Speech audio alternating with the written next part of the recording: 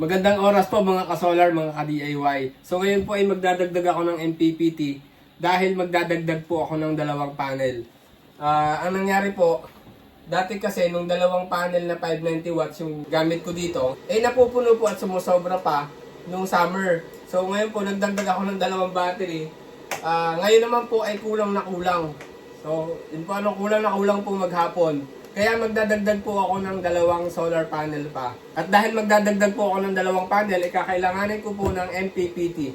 So ang binili ko po ngayon ay SRNE, 60 ampere din po. Dahil yung Zamdon ko po ay 60 ampere din, 60 ampere din ito. Para po may pag-compare ko kung alin ba talaga yung mas malakas. Yung Zamdon na 60 ampere o itong SRNE na 60 ampere din. So ngayon pa lang, parang nakukutuban ko na. Kasi ang laki nito, sobrang laki. Ayan o. Ayan, hindi lang masyadong makita. Sobrang laki po nito. Compared dun sa Zamdon na yun. So, ang nagastos ko po pala sa pagdagdag ng dalawang panel, ayan. 20,990. Ayan, binili ko po yan kahapon. Yung SRNE po, ang bili ko ay 7.5. Meron naman po nito dyan sa online shop. Lalagay ko po dyan sa comment section kung saan nyo po mabibili. So, 7.5 po ang bili ko dito. So, i-unbox ko po ito mamaya-maya. Ipapakita ko lang yung ibang parts na pinagbibili ko. So, ito po yung mga parts. Ayan. Ito yung mga materials. So, bali yung L-foot po ay 80 ang isa dito sa amin. Meron din po tayong link dyan sa comment section. So, naubusan ako ng Taichi. Fio ang natira sa akin. So, ito naman ay para dun sa MPPT papunta sa battery. Bali may luma pa naman ako dito, 20 ampere po ito, DC. Para naman to dun sa naka-series na dalawang panel, papunta sa MPPT. Tapos to yung mga luma kong L-foot. Hindi ko na alam kung magkano bili ko dito noon. Pero ngayon kasi nagsitaas na talaga yung presyo ng mga materyales. Babalik tayo dito. Ayan. Ito yung mga end clamp at ito yung mid clamp. Para dun sa dalawang panel na magka-series. Ito yung sa gitna. Tapos, ito naman yung end clamp para dun sa gilid. Kaya mamaya pakikita ko sa inyo. Tapos ito po yung wire ko, 16mm squared. Bali ito ay 220 na ngayon, dati 200 lang bili ko dito. Makapal siya, yung insulation lang. Ayan, yun namang loob niya ay maliit pa rin. 16mm squared naman talaga yan. So yun po ang kakailanganin ko dahil 60 ampere lang naman yung ating sagad ng ating MPPT. So kaya nito ang 60 ampere. Tapos ang gagamitin ko dito na circuit breaker ay 63 ampere lang DC. So, pakikita ko sa inyo yung panel mo bago ako mag-unboxing dito. Yan, bali yun yung 550 watts. Hindi yan bifacial. Osda din. 5.1 yung presyo. Tapos yun yung 590. Hindi namin may kabit ngayon. Ito yung isa. Yan, bali yan po yung aking dalawang binili kahapon na solar panel. 550 watts. Tapos ito ay 95 inches. Ito. Railings. Bale ito hindi siya bifacial. Hindi kagaya nung nabili ko nung una. 3.3 lang dati ito. Tapos bifacial pa. Ngayon, 5.1. So hindi na ako nakahintay kasi may darating daw ngayon na 610 watts bifacial. 5.9 naman yon. So dito na lang ako nakatipid pa rin ako ng konti. Ilalagay ko naman dito sa bubong kaya hindi ko kailangan yung bifacial.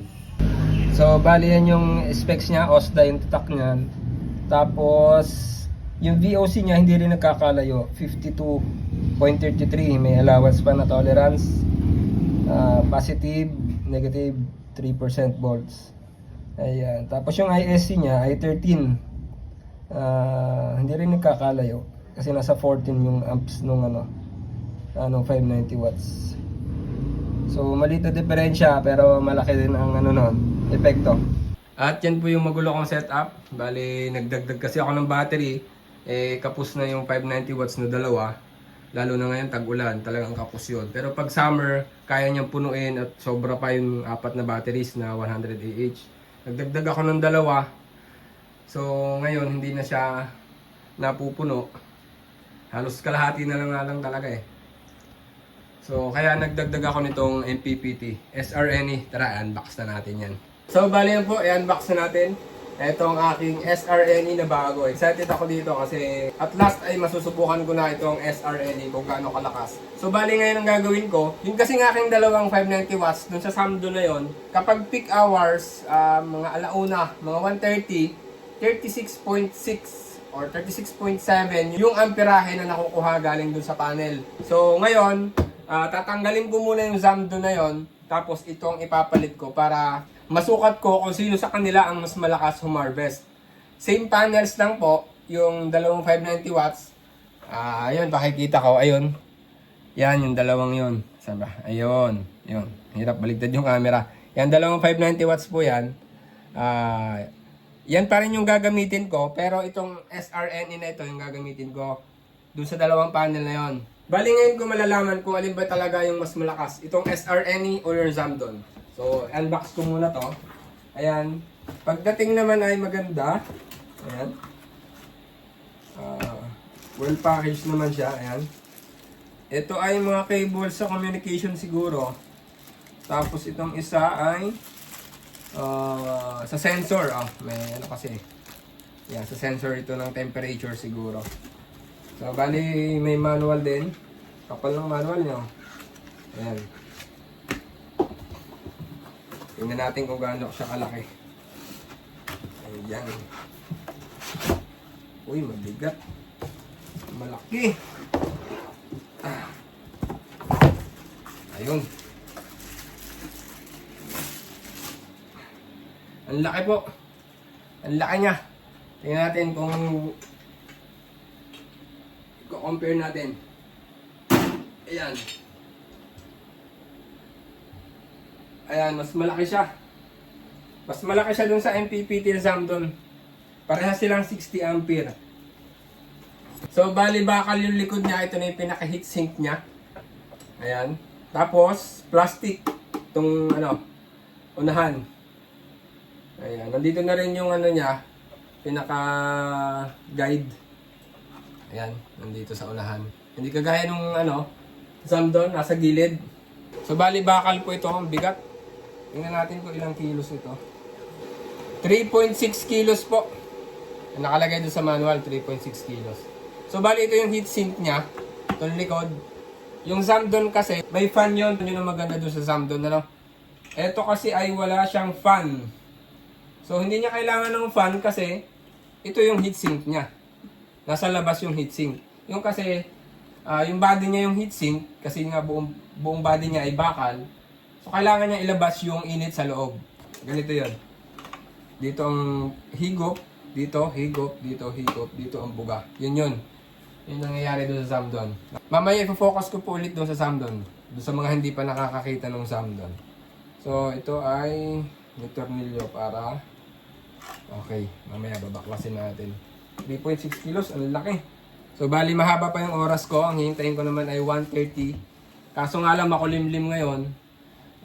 Para masubukan ko kung alin ba yung mas malakas. Gamit yung parehong panel, yung pa rin. Tapos ito yung ikakabit ko. Hanggang 36.6 ampere yun. Malalaman natin dito mamaya. Ayan ang ating SRNE.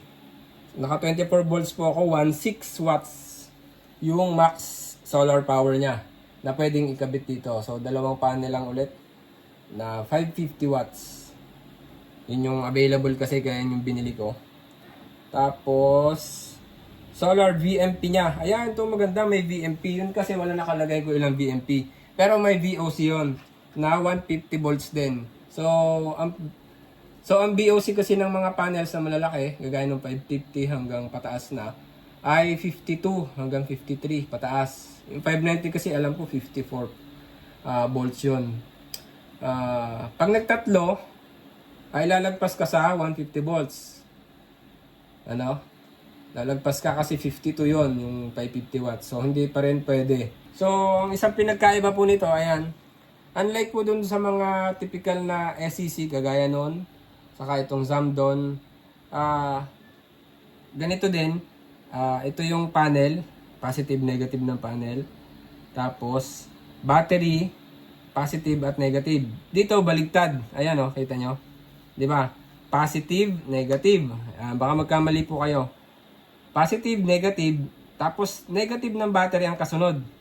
Dapat ay positive, no, ng battery. Tapos load ng negative. Ano, negative ng load. 'Di ba dapat yan ay battery positive, battery negative. Battery load positive, load negative. Dito po ay baligtad. Ayan, oh. Oh. Bat negative, load negative, bat positive, load positive. Ano? Ito naman ay sa communication to. Tapos ito yung ano, ito ay para dito. Palagay ko. Itong sensor niya. Temperature, ayan nakalagay. So, ayun. At meron din label dito sa taas. Ayan, yung hinahanap ko. Same lang din naman. At ang isa pa dito, may nakalagay dito na pwede siya sa 48 volts. Doon kasi sa MPPT na Zamdon, ang nakalagay ay 12 volts at 24 volts lang. Pero pag binasa mo yung manual niya, pwede naman siya sa 48 volts. Ayon sa manual niya, ay 15 mm squared yung kakailanganin mong wire, nakapal ng wire. So ang binili ko ay sakto, sobra pa ng isa, 16 mm squared po ito. Ito po ay 6 AWG. Kung hindi ako nagkakamali ay 55 to 75 amps. Kaya nito. Tanggalin natin. Ayun. Ayan. Tama ako dito yung sa sensor. Battery sensor, itong temp. So ayan. Ito yung panel. Positive, negative. Battery, negative. Load, negative. Battery, positive. Load, positive. So ayan. So hindi naman ako maglo-load kasi naka 24 volts ako. Pero kung naka 12 volts ako, maglo-load ako. Pwede dyan yung mga 12 volts na ilaw, ceiling fan. Meron din ako rice cooker na 12 volts. So pwede sana, kaso naka 24 volts ako. So ayan, bali susubukan ko na itong ikabit doon para malaman ko kung talagang malakas ba talaga itong mag-harvest kesa doon sa Zamdon. Marami kasi nagsasabi. Saka mas mahal to Yun ay 4,000. Ito ay 7,500. So, bali yan po, ganyan kalaki yung diferensya niya. Ayan. Sa bigat, talaga mabigat, 3.6 kilos. Ito, magaan lang eh. So, maganda dito, malilinis na rin muna to. Kasi ito nga yung kakabit muna. Para lang may compare. Pero parehas gagamitin yan, tig dalawang panel. Yan, so bali na ikabit ko na itong aking SRNE na bago. Ito ang maganda naman dito sa Zamdon ay ayan. Yan, meron siyang pahigop ito. Tapos, ang buga ay dito sa taas. Yan, yung out ng air. So, yun yung pinaka-cooling system niya.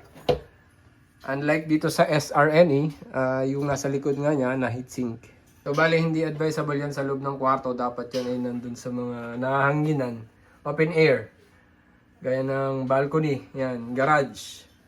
Tapos, yung likod ng bahay. Sa ganon. Sa rooftop yan, yung mga ganon. So, nangyari lang nung nasa subdivision ako kaya no choice kundi sa loob ng kwarto. So, meron akong isang maliit dito.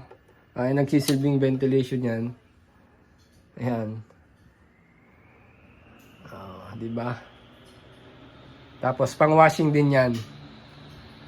Yung dalawang lead acid na yan. Ayan. Yan yung ginagamit ko na kumbaga pantulong sa cooling system nitong setup ko. 0.5 natin yan. Ayun, yung mas maganda pala pag naka 0.5. So ayun po, dahil mainit na ngayon, ayan. So 3 araw yung hinintay ko para matapos tong vlog na to. At ngayon po ay umaabot po siya ng 39 watts. Yan, 38 ngayon. Pero kanina nasa 39 watts po yan. So malinaw po na mas malakas mag-charge itong SRNE kaysa sa Zamdon. So ang tagal ko pong ginamit ito at naobserbahan ko talagang mas malakas yung SRNE. So, mas nare-recommend ko po ito ngayon. Ayan, medyo bumaba na ulit, 35. Ayan. Kanina po ay umabot yan ng 39 ampere. So, ito po kasing Zamdon ay 36.7 lang yung pinakamataas niya. So, ayun po. Recommended ko po itong SRNE. Mas mahal nga lang, doble yung presyo. Kasi ito po ay 4.5. Ito naman po ay 7.5. Ayun.